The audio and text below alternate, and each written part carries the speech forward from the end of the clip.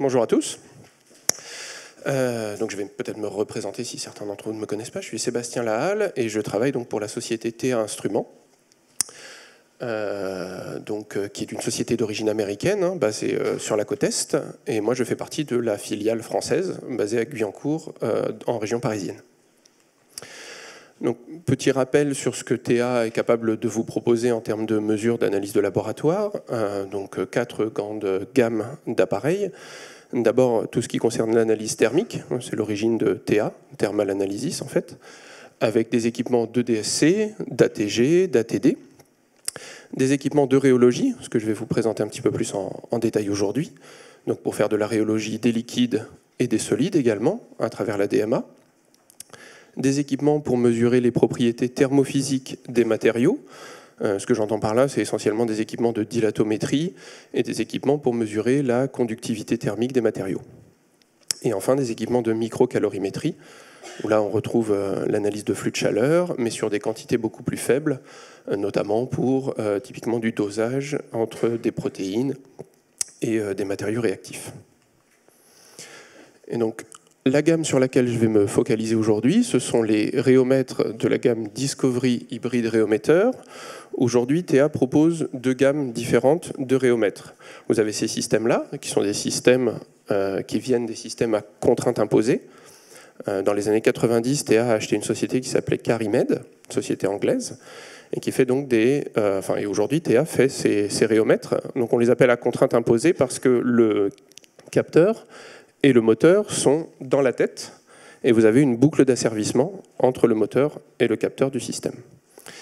Et l'avantage de ce système-là, du DHR, c'est qu'on est capable aujourd'hui de vous proposer une très large gamme d'accessoires pour ces systèmes. Il y a forcément ou généralement un accessoire pour vous dans cette gamme.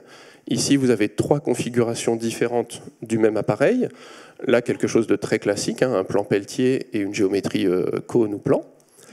Au centre, vous voyez qu'on va également, avec cet appareil, pouvoir faire des analyses sur des solides, grâce au palier que je vous présenterai après, et pouvoir réguler en température l'échantillon via ce four qui va se fermer de part et d'autre sur l'échantillon, pour travailler sur des plages de moins 180 jusqu'à 600 degrés, si on utilise de l'azote liquide pour la partie basse température.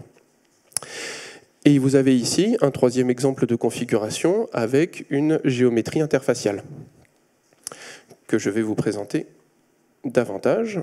Et donc, en rhéologie interfaciale, aujourd'hui, TA est susceptible de vous proposer 3 types de géométries différentes. Vous avez ici des géométries assez classiques. Donc, la première, c'est un anneau d'Unui. Donc, pour les 3 géométries que je vais vous présenter aujourd'hui, la cellule va changer en termes de géométrie. Par contre, le matériau va rester le même. C'est du PVDF. L'objectif de ce matériau, c'est d'être le plus inerte possible par rapport à votre échantillon, d'une part, et c'est également, par sa composition, d'éviter des effets de bord et que l'échantillon ne puisse remonter avec sa tension de surface sur les bords et venir perturber l'analyse de l'interface. Donc l'anneau de Dunui, c'est une géométrie assez classique, ronde, avec une section également circulaire. Les avantages de cette géométrie, c'est d'abord que vous allez pouvoir travailler sur des petits volumes. Donc si vous avez peu d'échantillons, ça peut être intéressant. Le problème, c'est en revanche que vous avez des mesures uniquement qualitatives. Avec cette géométrie, vous allez pouvoir travailler soit en oscillation, soit en écoulement. Mais le volume de géométrie qui est immergé à l'intérieur du liquide est trop significatif pour que l'on puisse s'en affranchir. Et donc, les modules que vous allez mesurer ne sont que qualitatifs dans ce cas-là avec cette géométrie. Pour faire du quantitatif, la première solution, c'est d'utiliser un bicône. Donc, c'est une géométrie beaucoup plus large, vous voyez, à section de type parallélépipède. Avec cette géométrie, en revanche, on a besoin d'utiliser beaucoup plus de volume d'échantillons. On a une chambre de travail plus importante. On est également obligé de travailler en écoulement, puisque la taille de cette géométrie et la masse que ça représente sont trop importants pour travailler en oscillation. On aurait trop d'inertie liée à la masse de la géométrie. En revanche, on connaît assez bien la forme de cette géométrie. C'est des choses qui sont bien décrites dans la littérature, et on peut apporter des corrections mathématiques aux mesures qui sont effectuées en écoulement pour, cette fois-ci, avoir des mesures quantitatives. Et l'idée de TA Instruments, ça a été de breveter récemment une nouvelle géométrie qui fait un petit peu le meilleur des deux mondes. C'est ce que vous avez ici. C'est la géométrie DWR, donc Double Wall Ring. En fait, c'est un anneau à double entrefer. Donc on retrouve une cellule cylindrique que vous voyez ici. Et la géométrie, vous la retrouvez là, en bas à droite, avec sa section en diamant. Donc c'est un anneau de toute petite section, en platine iridium. Et les avantages de cette géométrie sont multiples. C'est pour ça que TA a pris le soin de la breveter. D'abord, le fait que vous ayez une toute petite section, on va pouvoir s'affranchir du volume de géométrie immergée. Donc on va pouvoir faire des mesures quantitatives directes. Ensuite, on a un faible volume d'échantillons, puisqu'on travaille sur une géométrie annulaire. Donc la contribution de la face inférieure, c'est ce que j'ai dit, est négligeable, et donc on peut mesurer quantitativement directement. On peut effectuer des mesures aussi bien en écoulement, en fluage ou en oscillation. Donc on va pouvoir venir juste en oscillation titiller légèrement l'échantillon et faire des analyses dans le domaine linéaire. Et puis pour information, c'est une géométrie qui est également disponible sur notre autre gamme de rhéomètres, l'ARES-G2. En complément de cette nouvelle géométrie, TA a également développé récemment un système pour changer facilement la phase liquide inférieure qui est dans la cellule. Puisque un des intérêts de pouvoir faire de l'analyse interfaciale, c'est également de pouvoir faire varier la phase inférieure, ou la phase liquide qui est en contact avec l'air, pendant qu'on fait des analyses. Et c'est l'objectif de ce système. Donc, comment ça fonctionne? Vous avez un moteur ici, sur lequel sont connectées 4 seringues, et le système ici va translater. Les pistons ici vont venir pomper le liquide qui est déjà présent dans la cellule, pendant que les seringues qui sont ici vont injecter en simultané un nouveau liquide. Ce qui vous permet de ne pas faire varier la hauteur relative de liquide à l'intérieur de la cellule et de continuer à travailler pendant qu'on vient changer, comme ça, le liquide à l'intérieur de la cellule. Ça va vous permettre, par exemple, de faire varier le pH de cette solution, de changer la concentration en un élément, ou de venir doper en protéines, en tensioactifs, en ce que vous voulez, cette phase inférieure. Le renouvellement de la cellule se fait en 8 minutes, ce qui est relativement rapide, et donc vous avez la possibilité, comme ça, en temps réel, de faire évoluer votre analyse. Là, on voit une vue du dessus de la cellule, avec toutes les tubulures qui viennent se connecter au niveau du système, et donc le moteur avec les seringues qui viennent renouveler l'interface. Pour compléter peut-être la compréhension du système, vous avez une coupe latérale ici, donc avec la cellule, la géométrie en rouge, et le nouveau liquide finalement est injecté par le dessous, pendant que le liquide qui était déjà présent dans la cellule est renouvelé par le côté, donc les deux simultanément. Et à titre d'exemple, on avait réalisé une interface entre une solution saline avec un tampon phosphaté et du dodécane. Donc on a effectué des mesures dans le domaine linéaire. Et vous voyez que pendant 20 minutes, l'interface est bien stable. Et à partir de ce moment-là, on a décidé de remplacer la solution saline par une solution aqueuse contenant un savon très dilué.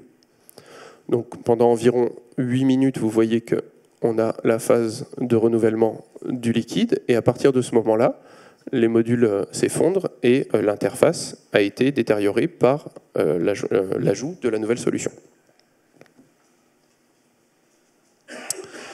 Voilà donc pour ces géométries interfaciales. L'autre accessoire que je voulais vous présenter aujourd'hui, c'est le système à humidité contrôlée. Donc c'est cette boîte qui va venir se mettre autour de la géométrie que vous allez placer sur le rhéomètre. Et l'idée de ce système, c'est de contrôler simultanément l'humidité relative autour de votre échantillon et la température. La température, on va la contrôler par des éléments peltiers qui sont situés dans la chambre. Et l'humidité relative, elle est contrôlée par cet imposant boîtier que vous voyez à côté, dans lequel vous allez mettre de l'eau millicube, tout simplement. Et le système va venir faire buller du gaz et, via un capteur, contrôler l'humidité relative que vous allez introduire ou que le système va introduire automatiquement dans la chambre via cette canne de transfert qui est thermorégulée. Donc l'intérêt de ce système, ça va être de pouvoir travailler avec tout un tas de géométries différentes.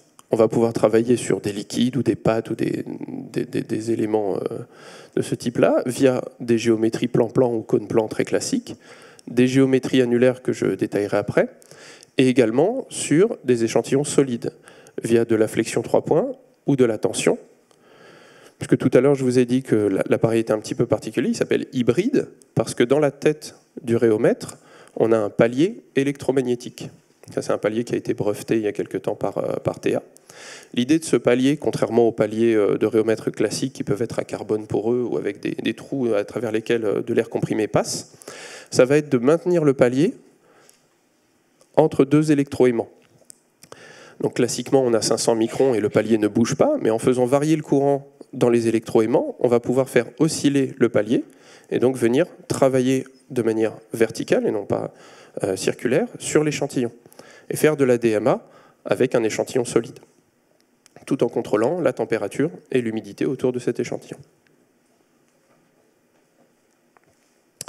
Là, vous avez les spécifications donc, de la chambre. On est capable de travailler de 5 à 95% d'humidité relative et en température de 5 à 120 degrés, sachant que l'humidité relative maximum va être plus ou moins faible en fonction de la zone de température dans laquelle vous êtes.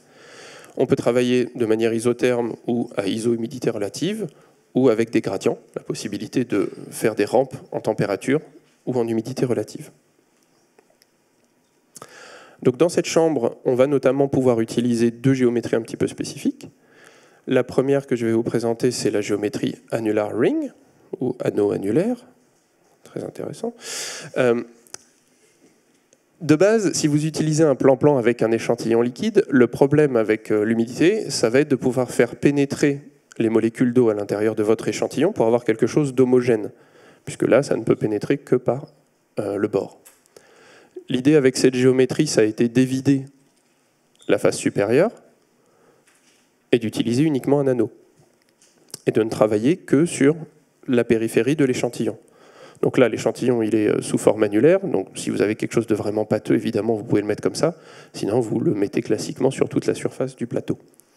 Et là, l'humidité va pouvoir pénétrer à l'intérieur de l'échantillon, par l'extérieur, comme tout à l'heure, mais également par l'intérieur. Et on va avoir une homogénéité d'humidité relative à l'intérieur du matériau beaucoup plus rapidement et beaucoup plus facilement. Un exemple sur la réticulation d'une colle. Ici, donc, on a travaillé à 10, 30 et 60% d'humidité relative dans la chambre. Et on a mesuré les modules, j'ai pris mes G-secondes, à ces trois niveaux d'humidité.